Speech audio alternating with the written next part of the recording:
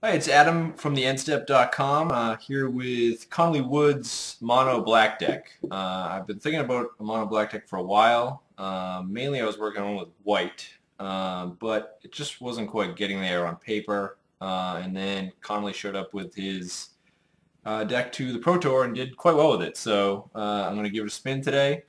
Looks like an awful matchup I have today, but hopefully we'll get there. But it's essentially a mono black deck. It does two things: ramps to Grizzlebrand through Cryptgast, and has Mutilate to kill everything. The rest is just kind of the support for that essential few cards. You have spot removal, card draw. You have a Staff and In for additional card draw, and Liliana and Rakdos Return for disruption and more creature kill. I feel like Connolly's big breakout card for this deck, and then one that I've totally missed on all my lists, was Gloom Surgeon.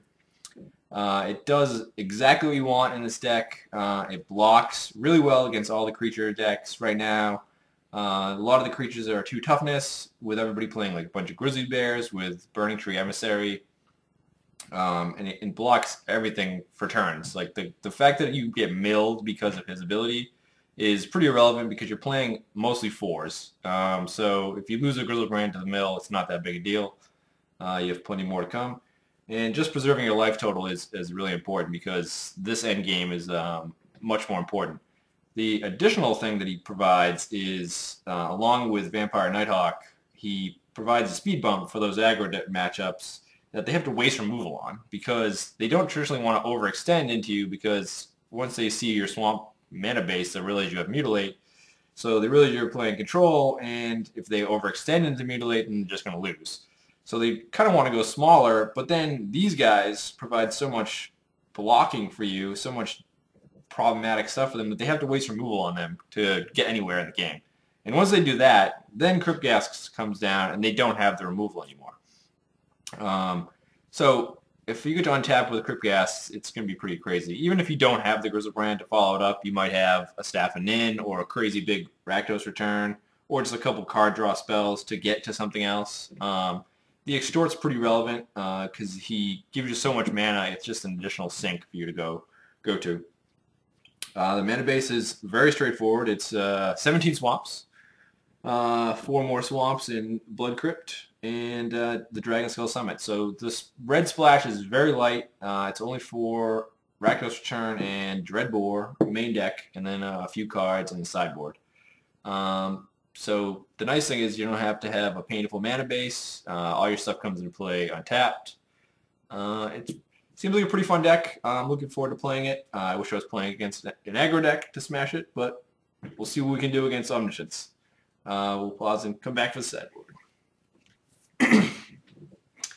All right, we're back with the sideboard for the mono black deck. I did make a few tweaks in the sideboard on Conley. So they had a lot of 1s, and it felt like it was a little bit all over the place, so I wanted to tighten it up a little bit. He had like 1 Pithy Needle, a Duress, a few other 1-ofs. He had like 1 less Devour Flesh. So I tightened it up, I feel, for myself. Anyways, my playstyle. So cards of note is the Pithy Needle. Because you're more of a control deck, you're slower.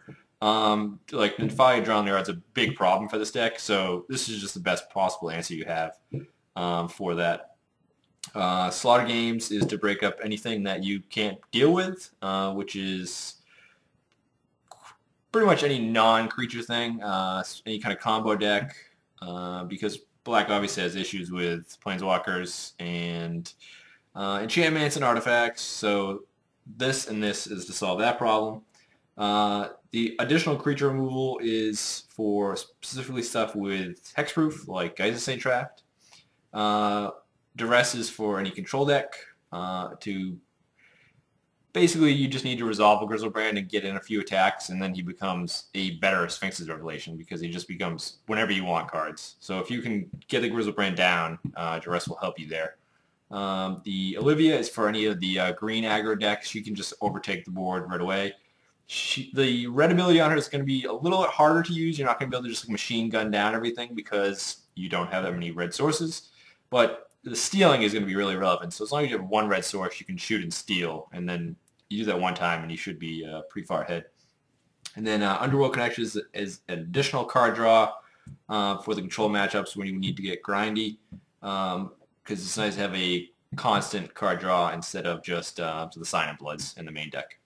And that's about it. Thank you.